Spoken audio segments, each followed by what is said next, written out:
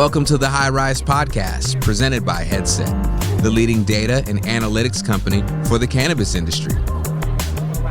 Welcome back to the High Rise, a laid-back, data-back conversations on all things cannabis, where we talk about cannabis MSOs, Canadian LPs, products, and market analysis through the lens of data. I am joined, as always, by Emily Paxia. Hi, everyone. Welcome to the High Rise. All right. It's my favorite day of the week, my favorite topic to talk about. So let's dive right in and talk about the latest MSO moves. I think the headline this week was Colorado and Columbia Care, or specifically Medicine Man and Columbia Care, and their acquisition. I believe it was a $42 million acquisition, some kind of mix of cash and stock. I think it's 4 locations with Medicine Man, and this comes hot off the heels of Columbia Care's Green Solution acquisition. So they're really interested in the market here. But what I think is pretty interesting, from my perspective, is that Medicine Man, for those that don't know, Medicine Man has been around for, I believe, 12 years at this point, which is a lifetime in cannabis. And so is this, is this the end of the beginning, as they say, of, this type of retail, and are MSOs just going to be gobbling up all these types of businesses? What do you think, Emily? Yeah, I think that as we've talked about in some of our other shows, I think, in these emerging markets, you go through these various cycles, and you have creation of companies, and you have consolidation, and then you have creation of new companies. And it's kind of like, the cycle of the wildfires out here in the forests, and they, burn away old brush, and then new things come along. But I do remember when we first got into the industry, and my first trip to Colorado in January of 2014, and the first stop absolutely was to go to Medicine Man. And I remember seeing it on the television before that, which was a really big deal back then, to see anything related to the cannabis industry being taken even semi-seriously. It was a very important thing. And of course, Andy Williams, being a pioneer that he was, and somebody who, or is, but was at that time, but still is, and someone that we've known for a long time. He's a very kind of dear colleague of ours in the industry. So it is interesting to see some of these chapters close. As you said, I think that's right. I think it's the end of the beginning, and we continue to see the consolidation of some of the first wave of players in the space. So TGS was one of them too. I remember seeing the Green Solution when I was, running around Colorado doing diligence on technology companies and trying to understand what a regulated market like that looked like, since it was so different from California. And those were really some of the first chains of dispensaries that existed, both of those companies. And so it is really interesting to see the MSOs starting to, again, I know we've talked about this a little bit last week with California, but Colorado, these more mature markets, that has been an adult use market that's been running longer than any legal adult use market really in the world, I want to say, where actual commerce has occurred around it. Oh, absolutely. Colorado opened January 1st of 2014. Yep. Where Washington State legalized at the same time, but it took them a lot longer to start the program, because in Colorado, they allowed organizations like Medicine Man to sell adult use and medical at the same time. And they literally had to have a second door. That was the adult use door that you had to walk through. You could walk through a different door into the same area, and it was like roped off basically, but you're in the same building. But yeah, the oldest adult use market, and some of these brands like Medicine Man are the oldest chains. Like Green Solution, I think, had 10 or so stores. I don't remember the exact count, back then, or at some point, before their acquisition, and that was a massive number of stores. Most states didn't have anything like that, and now you've got Columbia Care, which has 90 plus stores coming in. So it's kind of this order of magnitude larger. And so, yeah, those days of Colorado where it was like, wow, this is wild. There's chains of cannabis dispensaries, cannabis retailers. And now kind of seeing them be acquired by the MSOs is pretty interesting. It is. Those markets, even at their age, their ripe old age, they're still growing at a rate of 25% year over year. And, you can look at Illinois or the new markets. They grow at an average rate of, I think, 136% year over year. And, so you get the benefit of that rapid growth in those new markets. But I think being able to access these multi-retail location operators in a market that's well established and is still growing at a pretty impressive rate, I think it gives you a nice diversification. So I'm very curious to see how this plays out. And we did talk a little bit about how the market sometimes penalizes the MSOs for having ownership in those older states, but I think in the long view, it's a good move for them. So kind of happy for everybody all the way around. But I'm glad you brought up, the heritage of Medicine Man, because I think it's important that we remember the origins of really what this industry in this, the industry is old. It's decades and decades old, but there's kind of the modern industry, which I kind of count as starting when Colorado opened adult use. And I feel like this is the beginning of this new chapter, and now we're closing that part and we're moving on. But I don't think this means that we'll see the end of independent operators. I think there will be a ton of consolidation, and then I think there will be a whole new wave of people who want to disrupt what will become kind of the chains of cannabis nationally. So it's good. It is good. And Colorado is still a large market. You're mentioning, it's still some sizable growth. I think it did over $2 billion, last year in sales. And so even though it's a mature market, still growing, there's plenty of opportunity there. And it does have some parallels with vertical integration. Colorado was historically, pretty much all vertically integrated in the beginning. So dispensaries were producing, processing, and retailing their own products. And, that is in the wheelhouse of a lot of MSOs, as they have to do vertical integration in a lot of these limited license markets. So I can see, a lot of the overlap. But it is great. And it's great for, organizations like Medicine Man to, get to some sort of scale and have an exit, after 12 years of being in the business. And they've done a lot, from the Medicine Man retailers, and they spun out the Medicine Man tech kind of stuff and all of that. So it's just really a good success story, I think, longer term to see that kind of happening, and, looking forward to seeing more of that happening in other markets as well. So big headline for sure. Moving on to like state news and just kind of what's going on, another week, another state legalizing, Connecticut, I think we talked a couple weeks ago, Connecticut was right on the cusp of legalization, but then they delayed. Today, actually, Wednesday, June 16th, the House was debating, I guess the Senate approved, the state Senate approved a bill, got it to the House, but today the House is debating actually the original bill. And I think that means that if they approve the original bill, it's got to go back to the Senate. So the Senate will have to deal with it for a third time before it goes to the governor for signature.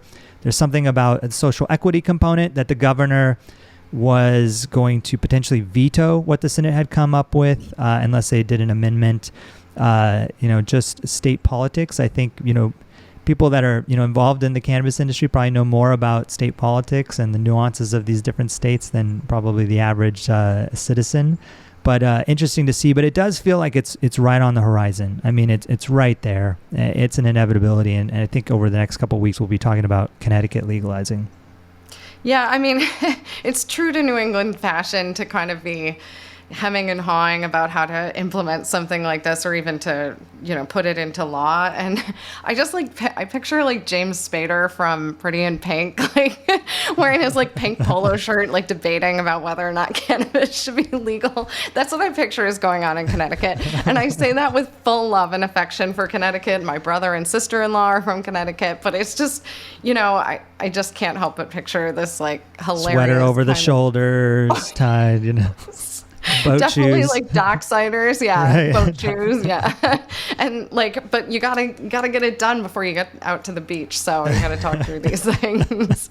So I don't know. I'm hopeful. I'm laughing because we already have seen the progress in New Jersey and Connecticut, or in New York. So it's just come on, Connecticut, just get it done. Exactly. I mean, Connecticut was one of the 4, right? I mean, you had Pennsylvania, Connecticut, New York, New Jersey, that they all got together and said, okay, if we're going to do this, we should do this together, build a framework that is similar so we don't run into this challenge like Pennsylvania has with residents of Philadelphia driving across to New Jersey to buy alcohol because they have a different structure.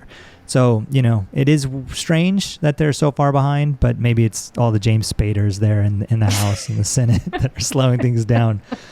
But I think it's Yeah, it's something like when if this was a couple years ago, we would spend a whole hour on this, right? But it's almost just like a footnote in this day and age. So just good and bad, It's like, oh yeah, they're gonna legalize. It'll come across, and yeah, they did it, But it is funny that it's taking so long. I mean, they have so many different models to look at and so many ways to do it. Everyone's learning from everyone else. Everyone's learning from Colorado and Washington and California and even the new states like New York. So it should be easier. But maybe this is why I'm not in state politics. Same. Yeah, I mean, Connecticut, it would benefit from it, and I think it would be good for, communities like Bridgeport to be able to drive a little bit more of differentiated commerce to the region. But yeah, hopefully they'll get it done, and it will benefit the people who have some of those very few licenses there. So, and some of our investments do. So I'll be very happy when it happens. But the big ones to me are already in motion. So. Yeah. Speaking of other states legalizing or, making some changes, maybe legalizing is the wrong term, but Texas, made some relatively modest gains, I would say, with some rules to their medical cannabis program. Two big changes for them. One, allowing PTSD and cancer patients access to cannabis, which is crazy that they have not been able to access it with the framework. I believe they had chronic pain in that list as well, but unfortunately that got booted, so that's not an eligible condition. And the other big headline is that they upped the limit from 0.5 THC to 1% THC, and like literally 0.5 to 1.0, which is quite low. So this one, on the one hand, there's progress. On the other, is it really progress?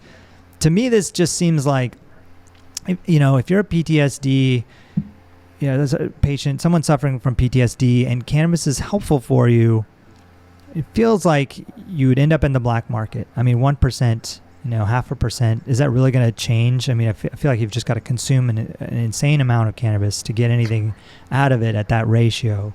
So it seems like you're going to be pushed to the black market. So it doesn't really help. But it is some progress. What do you think about Texas? Yeah, no, I mean, when I saw those limits, all I was thinking about is I would have to spend all day consuming cannabis if I was trying to take it for medicinal purposes in that way. And it's enormously disappointing because the data around PTSD is here. I mean, Canada leaned heavily in on the PTSD program. It was back when we were original investors in Afria. That was one of the biggest things, is they were inviting the vet community in to talk through their experiences of medicating with cannabis for PTSD, and that it was really the only thing that had helped them, that didn't make them worse in many other ways. So it does make me sad that we're still talking in these crazy terms. And yes, I do think it drives it to the illicit market, because first of all, the expense to procure the amount of cannabis you would need and then to take the time to consume it, it's just impractical. And so having the illicit market still being alive and well and driving it into that place is something that seems definitely very much like what is happening. And because I know that in Texas, I have colleagues in Texas, they're not struggling to access illicit market cannabis. So it's there. They would rather not, but sure. Which is always the case with anybody who is interested in this. It's just by necessity. It's the thing I've always said, is that ordinary citizens break the law to procure cannabis in ways that they would never break the law. But it's just because it's so obscene, I think, and we all agree it's just silly at this point. And Texas is an interesting place too, because I mean, it's kind of it's a state that I believe holds near and dear, like a state rights approach and being kind of independent, and, the gun laws that just changed there. I'm surprised it hasn't gotten more of a toehold, but I haven't gotten to understand what the underlying machinations are around that yet. I know what they used to be, which was stigma, which is what it always used to be. But I'm not sure what right now is the thing that's holding it back. Yeah, no, that's a great point. Texas, well, one, it's also when we think about the cannabis industry, it's surrounded by legal markets, right? From New Mexico to Oklahoma Louisiana, which just this week passed decriminalization for cannabis. So they're making progress there. So for whatever weird reason, it's still kind of behind the times. There's this author, Lawrence Wright, and I remember a few years back, he wrote a book called God Save Texas. He's a Pulitzer Prize winning author, and I believe he's based in Austin, and he wrote, basically the main theme of the book was, like it or not, America's future runs through Texas. Like, it's a representation of the future of America. And his opinion, but one of the things he touches on is like dysfunctional political system. And he talks about that, essentially Texas should very much be a blue state. There's an influx of young adults, like technology professionals coming in. We have team members that have moved to Austin, for example, right? And, Austin is kind of a diamond in the rough in a way, and kind of a unique city, certainly, and always has been a unique city. But, you're seeing more of that, not just in Austin, but in places like Dallas and other major metro areas. And then there's also a large Hispanic population, which traditionally, votes blue. Mm-hmm. And they're, almost 50% of the Texas population, but they're just not voting at the same rate. So there's some differences there. And then there's like things like the moderate kind of political system, like moderate Republicans. Like, it's crazy to even think, but like, the George Bushes, were a bit more moderate than what you see today happening. And now, their current governor, Abbott, is, I think in his past life before he was governor, he said his previous job as state attorney, he said that he would go to the office in the morning and wake up and sue Barack Obama and go home, right? That's like the kind of politics that are driving Texas right now. And, in a way, the U.S. political system is kind of getting more and more dysfunctional as well, unfortunately, right? So it's kind of, maybe he's right. Maybe he's onto something. But the silver lining is that there is a group that's trying to go to the people to get things changed. It's called Ground Game Texas, and I believe that cannabis legalization is one of the things that they're working to change, just going directly to the voters instead of letting the legislators drive this stuff. And maybe we will see some progress, when you take it to the voters. That's in California, where you are, that's often a lot of ways that things change, just kind of going straight to the voters. So we will see. But it's some progress, I guess, in Texas, and they can say they have a medical cannabis program, even though it's lacking. Yeah. I mean, that's what we used to talk about when I was on the board of the Marijuana Policy Project. Rob used to say grassroots, grass tops, trying to get kind of the different levels and access points and mobilizing people. And I feel like he employed that strategy across the states and getting legalization done, and it was pretty effective. But I think and you make good points about the composition of Texas and the voting population. And we know quite a few people have come from the Bay Area, where they were very used to having legal cannabis, and have moved to Austin. And so can't help but think some of those changes may impact things. So Right. Yeah, if Joe Rogan's going to have anything to do with it, right, with his recent transition to Austin. Anyways, other states, California made some pretty big headlines. I believe they passed the large budget for the state, and as part of that budget, they're allocating some capital for the cannabis industry. I think over $150 million to consolidate 3 different licensing authorities into one. And I think cannabis licensing has been one of the biggest challenges in California, with things like provisional licensing, and everyone's kind of in this constant state of flux. So that's one nuance. And then they're doing a $100 million grant program to help with this licensing and this transition across a variety of different counties. But I think the county that's going to receive probably the largest share of that will be Los Angeles.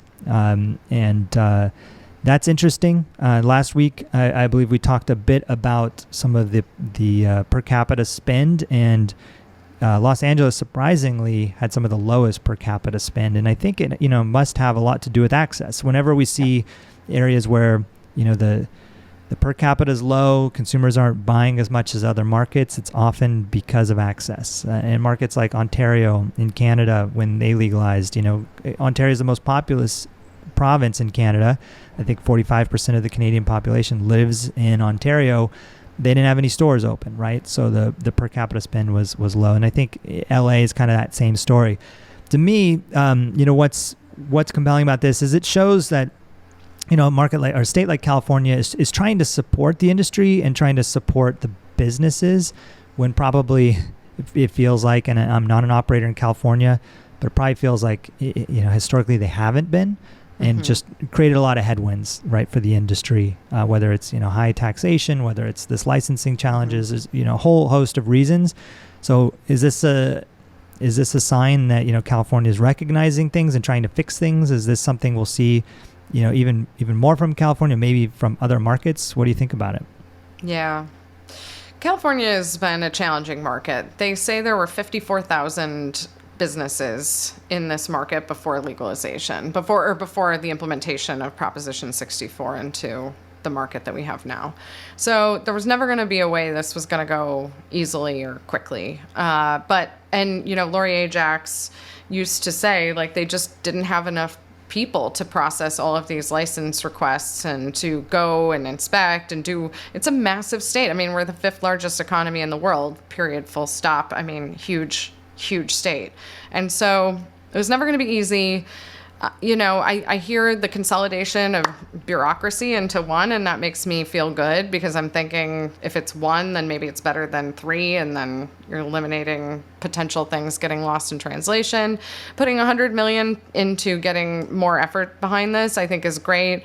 I think the operators would say it'd be cool if you cut tax revenue from the industry, cut some of the taxes down on the industry. But then when I look at those numbers and I look at how much we paid in tax revenue last year of over $1 billion as an industry into California, $100 million is not, I mean, even if they cut it by like 0.1%, that's barely, it's just not enough to make the cuts worth it for the state. So I'm happy about it substantially, and I do think it's right that they're focusing on LA. It's funny, after last week, I spent time clicking around on that map thinking about where I need to invest more, because I was like, oh, San Francisco, we're a pretty fully baked market here in terms of our per capita reach and spend. And so I was looking at LA and I was thinking about the licensing challenges that I know have existed down there. And I think you're hitting it right on the head. It's almost like a limited license market in a way, not because it's just by the way it exists today. So I think that getting more doors open up down there will be a thing that will drive that market forward. I mean, that market is also very driven on delivery. So it's just a different kind of a market. As I always say, California has very distinct markets within this market. But I'm happy to see the state leaning into it. It was something Gavin Newsom certainly ran on supporting this industry. And we have a great connection with Nicole Elliott, who's been a big supporter of the industry. And I know they're very focused on it there. But it's good to see this happening in Sacramento and that the state's taking it seriously as an industry. Yeah. And I get you. I mean, as a percentage of the tax revenue and so on, it's maybe relatively small, but I think it's, I don't know of other states that have done this. Maybe they're just trying to fix something that they launched broken in a way. So it's kind of like, we got to just deal with this and actually launch something that's functional, where other states maybe had something that was functional. No, I mean, I think it's $100 million. I mean, I could do a lot with $100 million. So right. I think it can move the needle. And then the consolidation.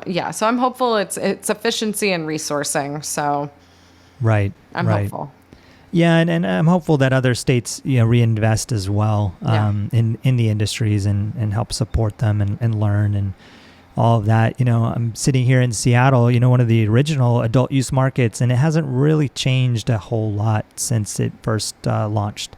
And there's stuff like we don't have delivery here, right? And it just feels like in a world where pretty much every market has some form of a delivery, it's a limitation. Even things like home grow are prohibited, not permitted. And it just, doesn't seem to be as investing as much as a state like California to change things. And so I think on that side, California's doing a good thing here, but we'll see. We'll see if it moves the needle. But you're right, $100 million hopefully can move the needle. Yeah. So, moving across borders, touching on Canada news, the Canadian LPs in particular, I think the headline this week was Cronos and Pharmacan. Cronos making an investment in Pharmacan. I believe they purchased the option to own 10% of Pharmacan, a MSO here in the U.S.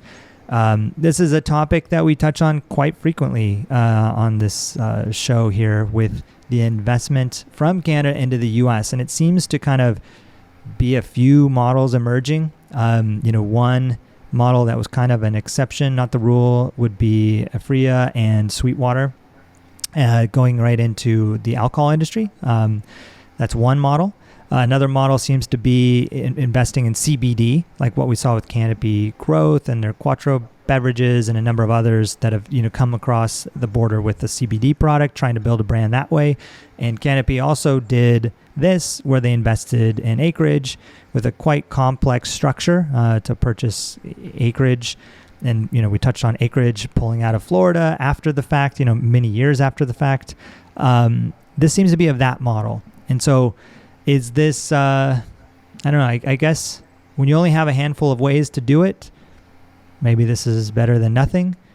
But it's almost like, why wouldn't you just wait and see, in a way, right? And wait for things to open up? Or is the game of musical chairs going to be played so quickly that this is a way to put your chips on the table and know you have something? You kind of put a deposit down on something in the case of it does go. But I feel like, with federal legalization, that's what they're all, banking on, that if you knew it was coming, we're going to have enough heads up to start having these conversations. But then I guess the price might be more too at that point, right? So I don't know. It doesn't seem to have worked for Canopy yet, and they made that bet a long time ago. Interesting to see Cronos doing this. Maybe we'll see some others. Just wanted to bring it up since it is kind of a pattern that we see here. So I do think, I think you hit it all. I will say I do think they paid up for it, which is interesting, because if it's the get your position now, you would think you might pay a more modest multiple. Interesting. Yeah, I didn't catch the multiple, but yeah, if it's not a good deal, then just wait and see. So interesting to see that. But yeah, it seems like everyone is trying to do something, trying to have some bet in the U.S., hoping for some sort of legalization. Yeah. Last topic I want to touch on. This is something that's, I think, been circulating for some time at this point, and we haven't really talked about it on the High Rise, and it's Delta 8. And it's this whole, gray area that seems to be happening. Some states are clamping down on it, some aren't. I know there's a lot of friction with operators that are license holders that are selling Delta 9 THC. It kind of reminds me of some of the CBD, what people wanted out of CBD, like a general consumer. Oh, I can get cannabis anywhere. It don't have to be in a state, but not realizing really what just hemp-derived CBD is. But yeah, it's also, I think it just sows too much confusion. I think, this industry is confusing already for the average consumer. Like, how many times I get asked about CBD versus THC from people that are, outside of the space, and they're looking for something maybe for pain management, for sleep, for wellness, whatever it is, right? And they're saying, well, should I get CBD? Should I go to a cannabis store? What's the difference? How do I navigate this? And now you introduce Delta 8, which is like this kind of loophole that has some component, and you're starting to see businesses lean into it. I'm starting to see service providers that are out there that aren't, directly selling it, but are, advertising or marketing it, talking about it, and kind of generating some of that interest. I feel like it's going to end up, one, like clamp down, shut down, could be a black eye for the industry, right? It's like, what are people trying to accomplish here? And maybe that slows progress down in a way. I don't know. How do you feel about the whole thing? Yeah, I agree with you, because we've seen this a few times play out, right? So there was, to your point, CBD, which was wildly unregulated. And I remember I was living in New York for a few months during the summer when it was really kind of ramping. And I would go to any bodega in Brooklyn to may have been later at night to just, get some water to go home. But I always remember going in there and just seeing this wall of CBD products. CBD water. Yeah. And other they were CBD products. Wildly priced, and it was super unclear what it was, but it was making claims, which we already know, especially now, was explicitly not okay. And I just feel like whenever we do these things, then we get slapped. And look at, the CBD industry got slapped quite a bit. And it's really taken a toll on that space because nobody has clarity on how to play right in the regs, and products get ripped off of shelves periodically. But I do think people have good intentions. And it was what I was afraid of, is that, CBD is beneficial to people. And so then you throw the baby out with the bathwater. And the other thing about that is those products were not tested. Who knows what the hell else is in them? So it's a concern for the consumer. Then I think about what happened with vape hysteria, which was illicit market vape products with other things in them got into the market and made people feel really sick. In some cases, I guess deathly sick, but it wasn't cannabis that was the problem. It was the other things in there in an unregulated aspect of the market.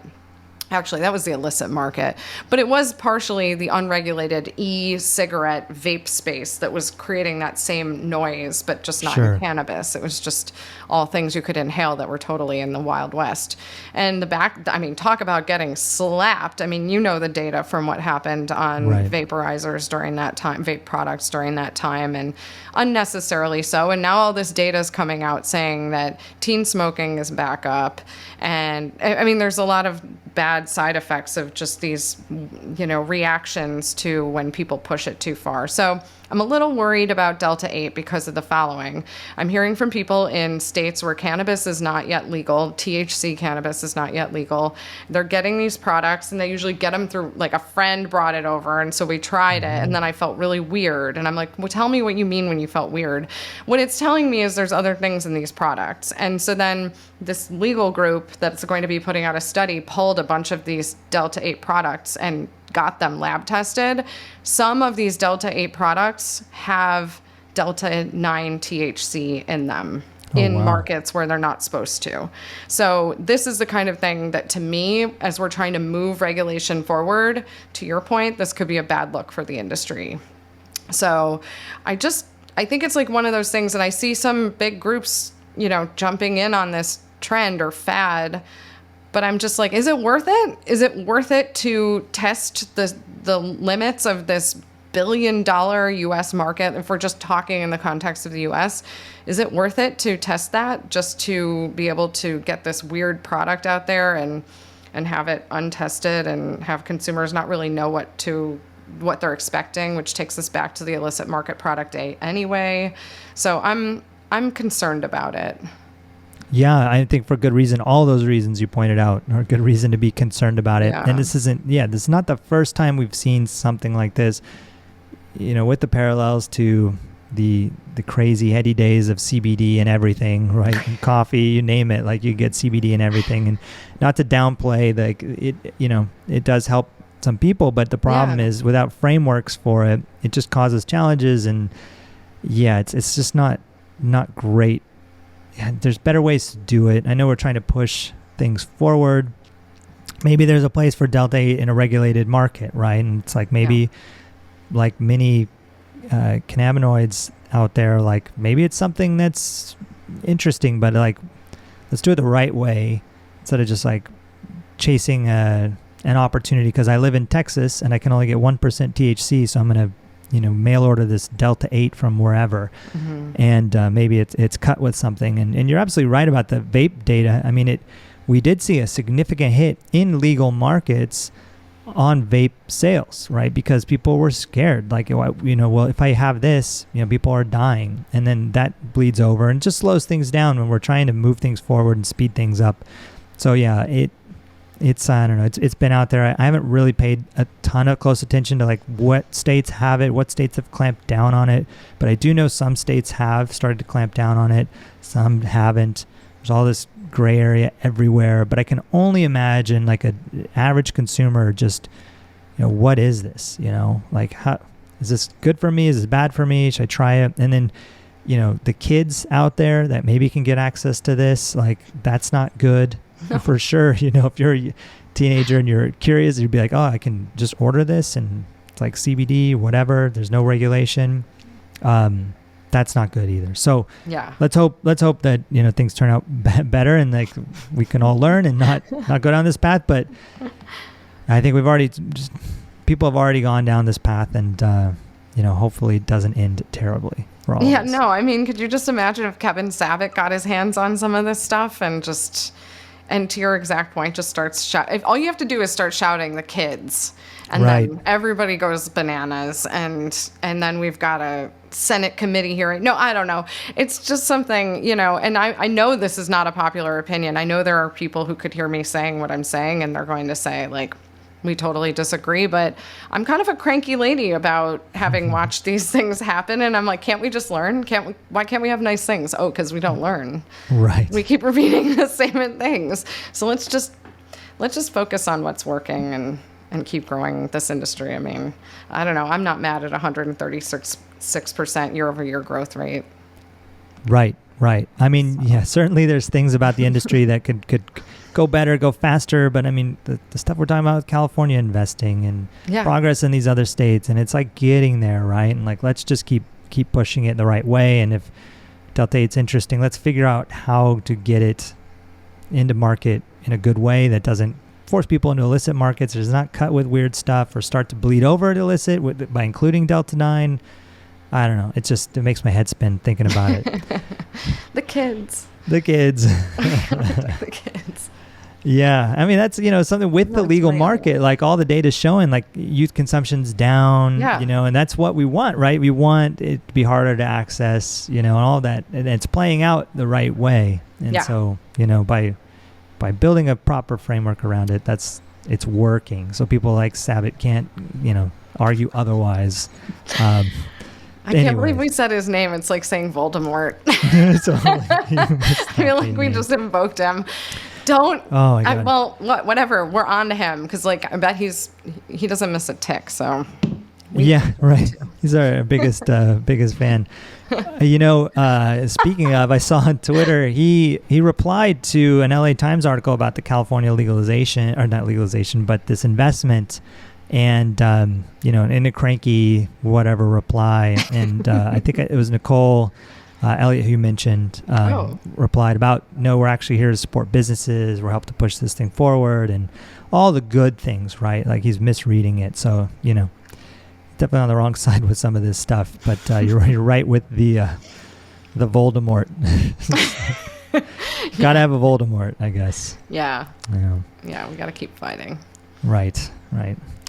Well, with that, I think it's a good place to close. And I'm sure, we're going to see even more news, more headlines between now and next week. Who knows, what's going to happen with Connecticut and, how that shakes out. But you never know. We could be talking about a legal market, starting up there sooner than later. And, all the other progress happening with these MSOs and Canadian LPs. So looking forward to catching up with you again next week, Emily, and continuing the conversation. Yeah, we have a very special guest next week for a birthday episode. So we do indeed. We do. Should we disclose our guest? Yeah? Yeah. All right. I don't know. You want to go for it? You want me to go? Yeah, we have Todd Harrison coming on, who is I would say he's like very influential person in terms of the investment community around cannabis. So very excited, and it's his birthday, so we'll probably try to do something fun. That's right. Yeah. Extra special episode. Yeah. And we really, appreciate him joining on his birthday, choosing to spend his birthday with us, which of course you would, but still appreciate it. And really excited to have a conversation with him. He's very prolific on Twitter. He's really good at the memes. And so hopefully we can bring some of that into the conversation. But yeah, big advocate for the MSOs and everything they're doing. I believe he's an advisor with Forefront, and we've talked about Forefront in the past. So really excited to pick his brain around all this stuff, all these news headlines and these moves that these MSOs are making. So tune in next week for that. All right. Thanks, everybody. We'll see you next week. Thanks for listening to the High Rise Podcast, presented by Headset. For more information on Headset, visit headset.io.